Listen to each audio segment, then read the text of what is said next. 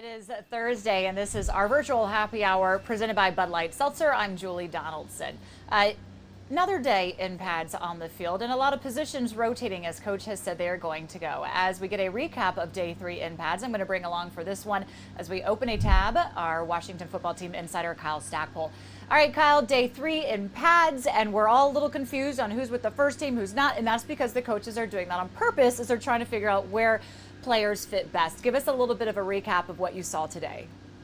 Yeah, definitely a lot of rotation going around, especially today because a lot of veteran players received the day off. Now, if people don't know what the veteran days off means, it's when the older players typically get a day off during the preseason or throughout the year, just so they can rest and try to recover so that they can come back stronger. So Ryan Kerrigan wasn't out there today. Morgan Moses, Jerron Christian, also Bryce Love had the day off after having 2 straight practices coming back from the knee injury. So it was good for the older guys to get the rest, but it was also good for the younger guys. And Rivera said this after the press conference, that they were able to get the younger guys in there, get more reps, work with the 1s and 2s. So it was a lot of different combinations today, but still a lot of fun.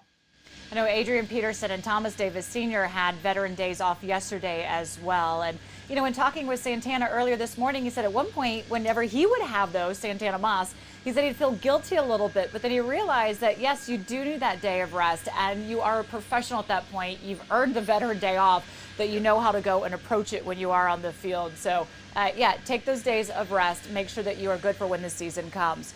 We're talking a lot about the rotations, and you mentioned Bryce Love not out there. Everybody's really curious on how he can contribute to this team, and we haven't seen him in action in the NFL since he was drafted. So yesterday, head coach Ron Rivera talked about Love.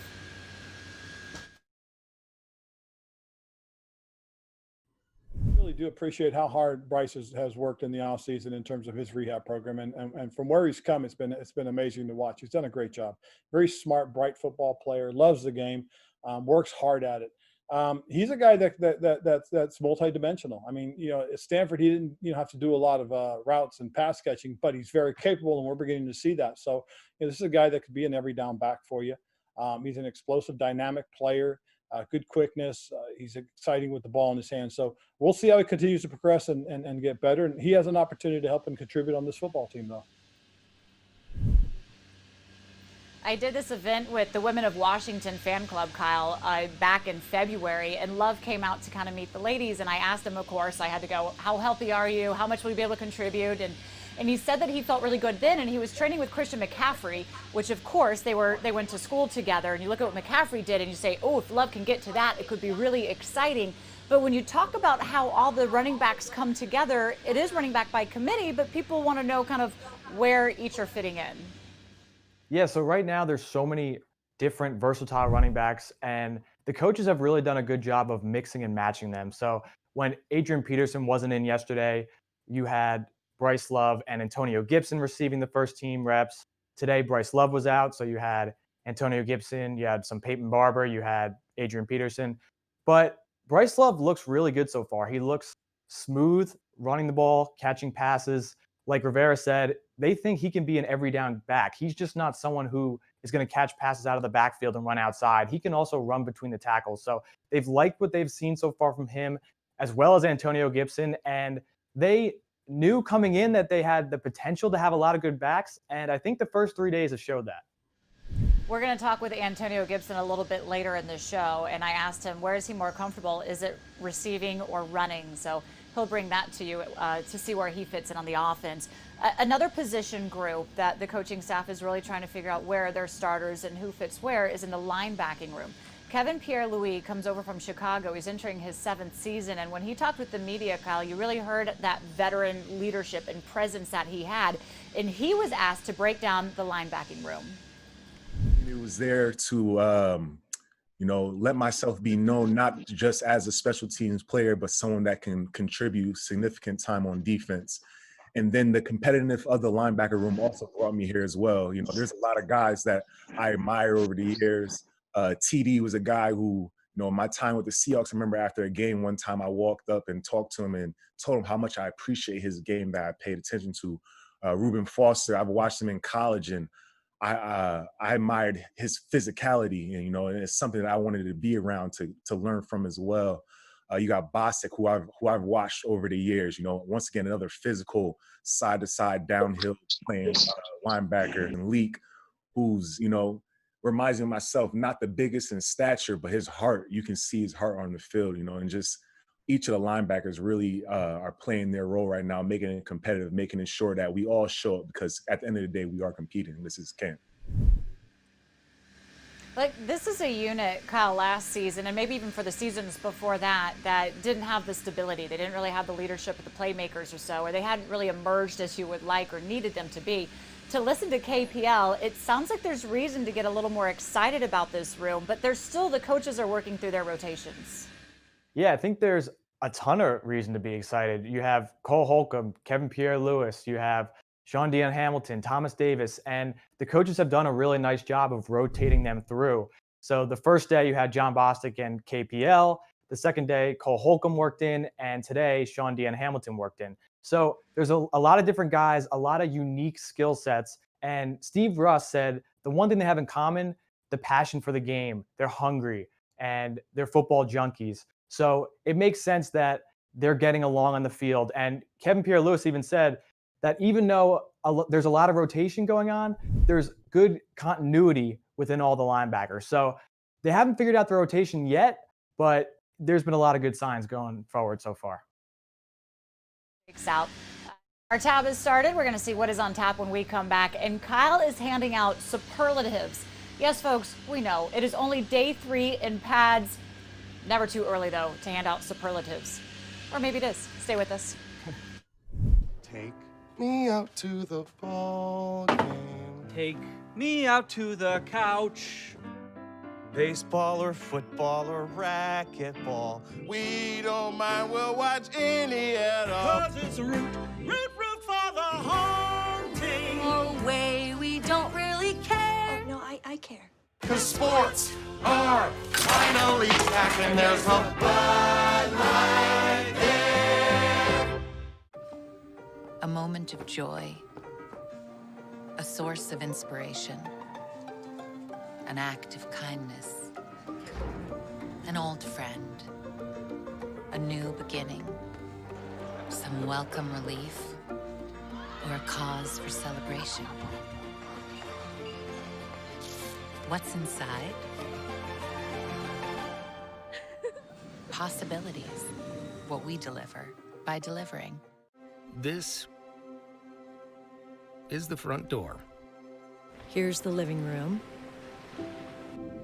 The hallway that takes us to The kitchen. The bedroom. oh, and of course, where we spend most of our time. The backyard.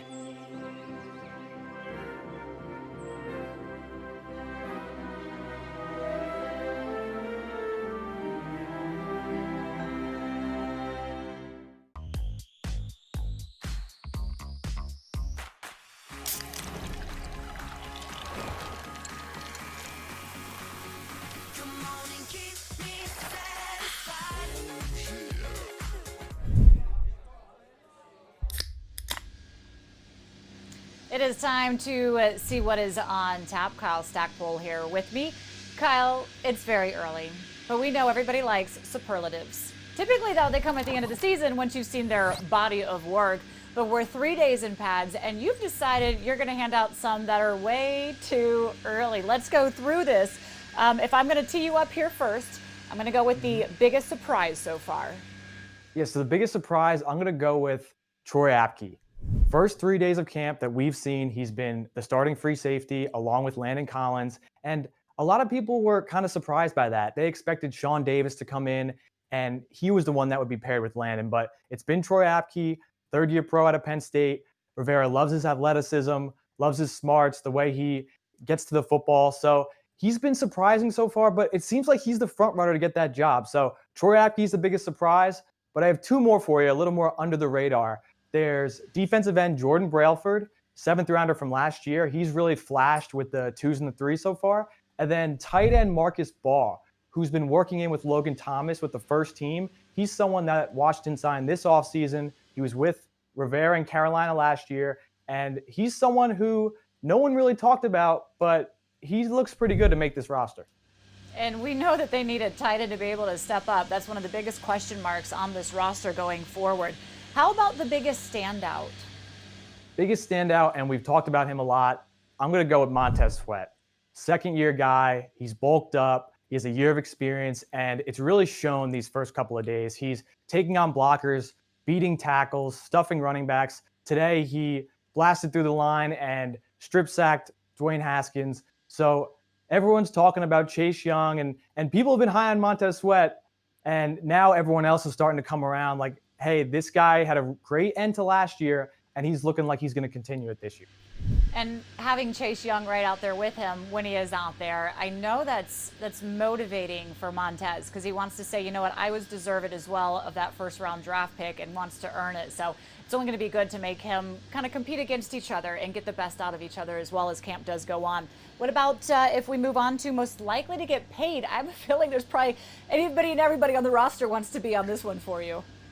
Yes, everyone wants to get paid, and one person who's going to get paid is Brendan Sheriff, but that's not the one I'm going with. I'm going to go with Ryan Kerrigan. He's motivated. He's flying a little bit under the radar with all the young talent on the defensive line. I think he's going to have a chip on his shoulder, and playing in the 4-3 defense, I think he's going to have a big year, and I think the coaching staff and the team's going to reward him with a contract extension. All right, I like that. How about, it's always about who gets to go to the Pro Bowl. We need some Pro Bowl caliber players. Who is it for you? So for me, it has to be Terry McLaurin. After one of the best seasons in Washington history by a rookie receiver, he's going to be getting a ton of opportunities to make plays. He's now the go-to number one receiver in this offense. Pro Football Focus rated him as the 13th wide receiver in football. So I think if he can make the most of his opportunities and stay healthy, which is his number one goal this year, he's going to have a good chance to break through and make the Pro Bowl for the first time. I just love his story. He came in supposed to be a star in special teams, and I have no doubt he would be making a Pro Bowl this season. So love to see where his career is heading. Biggest overreaction? I think the biggest overreaction would be that Dontrell Inman is just a training camp body. He got signed really late in the process, and people didn't really know what to make of it. They thought that they were just bringing him in to be that veteran presence with a really young wide receiver group. But then we come out at practice, and he's working with the ones. He's with McLaurin, Steve Sims, and Dwayne Haskins. And he's done really well. He's shown a good rapport with Dwayne Haskins. They've seemed to have good chemistry. He's made a bunch of catches. So not only does it seem like he's going to make this roster, it seems like he might start when Washington plays Philadelphia. I mean, if you talk about it, there's a lot of really young receivers on this team. He comes in as a vet, having been around playing many years. I think they're saying if he can get them to week 5 or 6, a little bit in the season until some of the rookies or others are really caught up, then he served his purpose. So they're planning on using him this season to start. What about best swag? Best swag. So I don't know if I'm the best judge, but I'm going to go with Landon Collins. People talk about Steven Sims. He's got the headband. He thinks he has the most swag. He had the gold pants out at practice. You have Chase Young. He was wearing 2 different shoes yesterday, which I really liked. But Landon Collins with the visor, the headband, and just how he presents himself on the field. He's so cool, calm, collective. He knows that he has swag, but he doesn't need to flaunt it or say it. So, Landon, I'm going with you. Sorry, Steve. Even the shorts. I wholeheartedly agree with you on that one. How about the coach you'd most likely want to have a Bud Light Seltzer with? So if you asked me this earlier this week, I would have really had no idea because we haven't seen the coaches out in the field yet. But after watching practice, it's got to be defensive backs coach Chris Harris.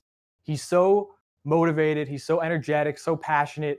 He gets the DBs fired up. There was actually one instance today where Cameron Curl dropped an interception and Chris Harris is screaming, "You don't like nice things? What's going on here?"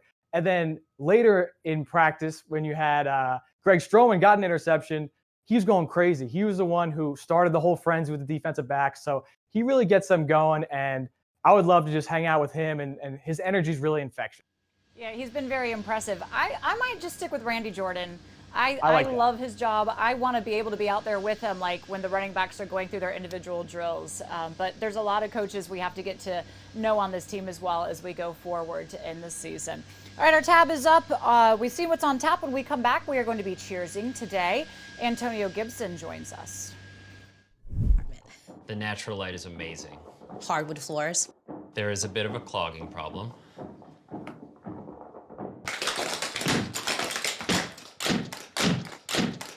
At least Geico makes it easy to bundle our renters and car insurance. Yeah, helping us save even more.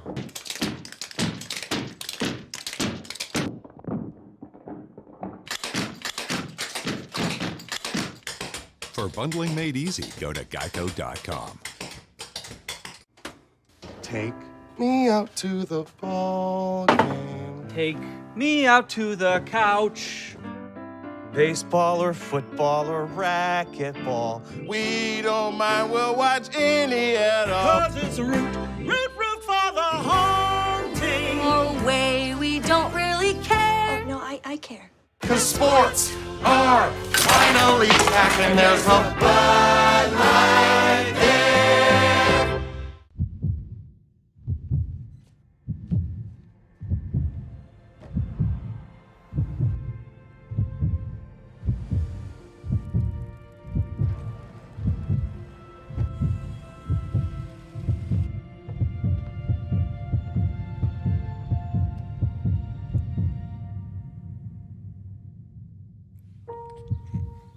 Miracles. What we deliver by delivering.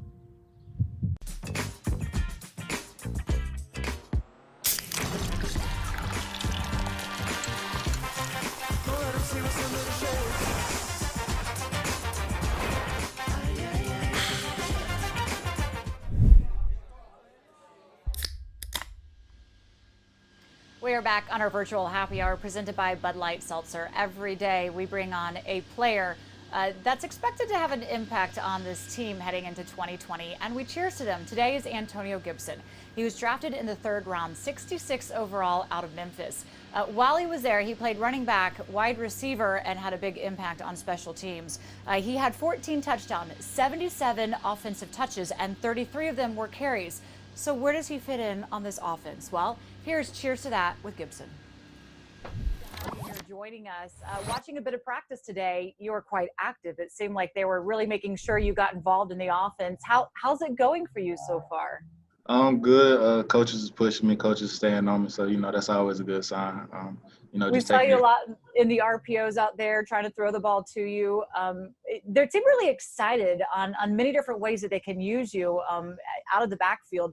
Where do you feel that you best fit, though?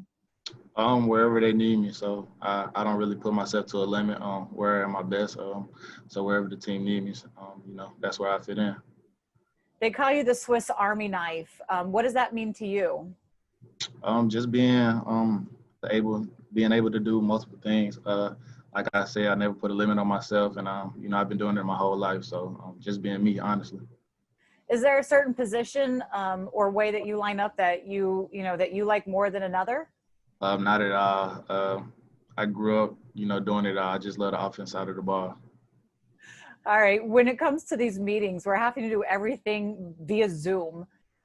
Where are you spending most of your time? Is it in the running back room? Is it with the wide receivers? Is it split at all? Right now, I'm a running back. That's where they put me at, and that's what they drafted me for. So I'm spending most of my time at running back. I know they said there are times when you're with Randy Jordan that you're talking about it, but you're talking about it from the perspective of maybe a quarterback or a receiver. How do you think that helps you? Not a quarterback or receiver, but just trying to, being moved around a lot, sometimes it get confusing, but, I'm getting better as it goes, but it helps in the long run, learning 2 positions because you get to see it from a different perspective. So when you're a running back, you can be like, oh, I know what he's doing, so, I got this. Or if I'm a receiver, I know what the running back doing, so I can block a certain way. So at the end, it ends up helping out. What has it been like working with Scott Turner and kind of just adjusting to what he wants out of you and this offense? I'm enjoying it. We got a lot planned for this year, and I'm ready to see it play out. And how about working with Dwayne Haskins Jr.? Definitely. This is my first year working with him, but I heard a lot from where he came last year, and I heard he made a major change in his body type, and to help better himself in the team. So I'm looking forward to that, to see him out on the field and see what he gonna bring to the team. You've only had a couple of days of pads with him.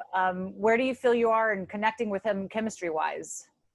Chemistry-wise, still got a lot to learn. I feel like everything's going good, but like I said, day by day, we're going to get better and better. Like we said at Memphis, 1% every day, so it'll get there. Have you guys worked on a handshake at all? Not yet. Nah, okay. No handshakes. Yeah, that's coming, right? I can see it happening. Yeah. I think he has one with everybody on the team, Yeah, defense I included as well. When you are in that running back room, since that's, what they have you listed as, what's it like being with Adrian Peterson?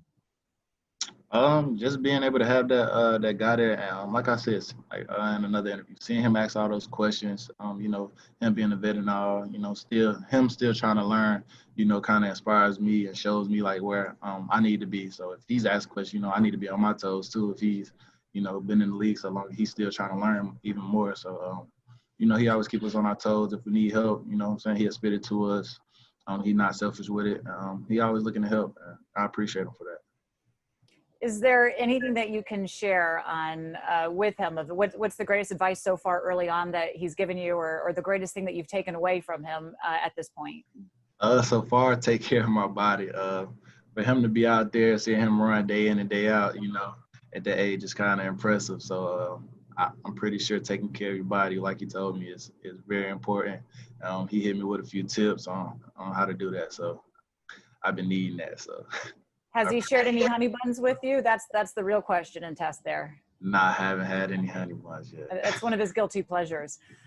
When you talk about just getting ready for the season, typically, as a rookie coming in, you would have the preseason games to be able to help get you ready for that. Mm-hmm. How are they preparing you without those games happening? Like, have anybody told you kind of what to expect, knowing that your first live action is going to be week 1? Honestly, I know. Game speed is going to be completely different from practice, but you treat every day like a game day. So hopefully what I'm doing out here will relate to the game. I just got to adjust. I've been doing it my whole life. So being able to adjust on the go is something you got to do. When did it sink in that you're in the NFL? You made it. That childhood dream came true. When I finally came up here, it felt like so long to finally get up here. It was kind of like, it didn't feel like I was actually in the NFL yet. I was at home, I was doing my training, but I didn't kind of have a feel for it. But when I finally got up here and started getting into things, I finally got that feeling. How did you spend quarantine? I know a lot of guys were kind of doing unique workouts to try and stay in shape. I was moving. I think I was in Memphis after the combine. After that, I ended up going to Texas, training at Exos in Frisco. Then I went back home to spend some time with my family before I came out here, and I was training down there. So I was on the move. Look, it's exciting. It's great to see you guys out there and getting ready for everything. We wish you the best of luck and congratulations. I know already we've seen, as they've posted out, the many moods of you. If you were to tell us, what typically is your mood, your personality, who are you going to be selling to the fans? What would it be? I have nothing to complain about. I'm living my childhood dream. And, I feel like I can put my family in a good situation. So it's not much to complain about. And I'm playing football. So, I'm always a happy person. I'm going to come out here and, enjoy it while I can. You mentioned taking care of your family. The first thing you've purchased with that NFL deal? Not yet, but it's coming from my mom. You give me goosebumps when I hear that. I love it. I'm sure she sacrificed a lot to get you here and is so Definitely. Proud of you. Congratulations. We can't wait to see you further into that offense, running, catching, whatever it takes, right? Yes, ma'am. All right. Thanks, Antonio. Look, he is a very talented player, Kyle. The coaches brought him here for a reason. They're excited to see how they use him. I know there's the biggest thing going from college to the pros is he's got to get used to the tempo. He was active pretty today out there. They had him running a lot of plays. Yeah, he was active both today and yesterday, working with the first team, even with Adrian Peterson back today.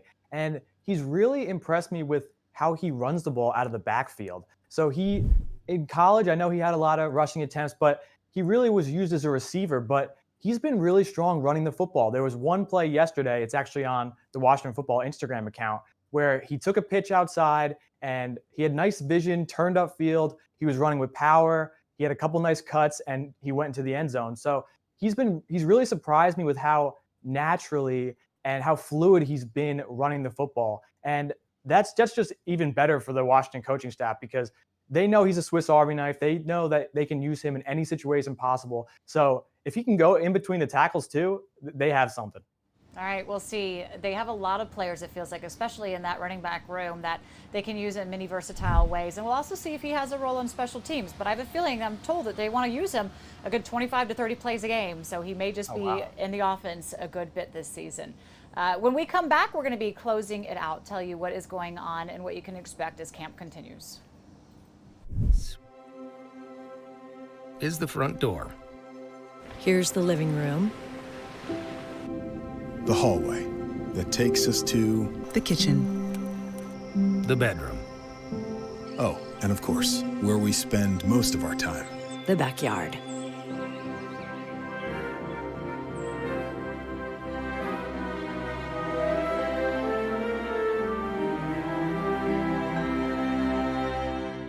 The new house is amazing, so much character. Original crown molding, walk-in closets. We do have a rat problem.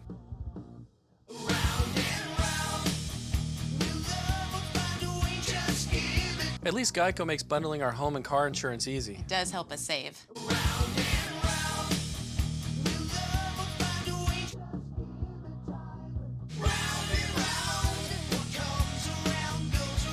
For bundling made easy, go to geico.com.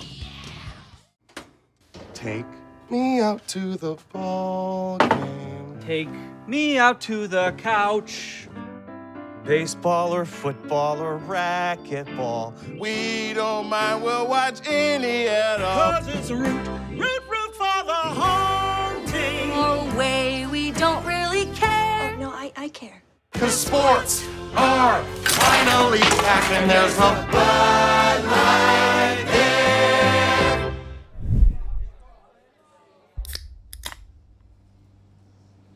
It is time to close out, but before I let you go, Kyle, what do you have as we say goodbye? So we love to do way too early predictions on this show, and I have another one for you. I think that a running back is going to finish second in reception this year behind Terry McLaurin. Now, hear me out. Scott Turner loves using the running backs in passing situations.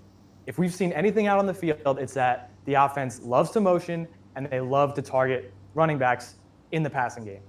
Plus, J.D. McKissic had 34 receptions last year. That would have been tied for third on the team with Steven Sims, and second on the team last year was a running back, Chris Thompson. So we have J.D. McKissic. We talked about Antonio Gibson. Scott Turner is going to use them a lot. And if a number 2 receiver doesn't emerge, I think it's going to be a running back that finishes second in reception. I'm feeling you on that one. I like it. It's not too far out of the imaginary offense that Turner's putting together. I guess it's not imaginary. All right, thank you very much, Kyle Stackpole, for joining me today on the show. There is no show tomorrow, folks. Why? Well, because the team is off. One day a week, they will not be here at the facility, and this week that is tomorrow. So we ask you to have a very safe weekend, and we'll see you back here next week. Monday we are off as well. That's because I have jury duty, so wish me luck on this one as we go through there. But we'll be back as soon as we can, bringing you the best coverage from training camp. Thanks, Kyle.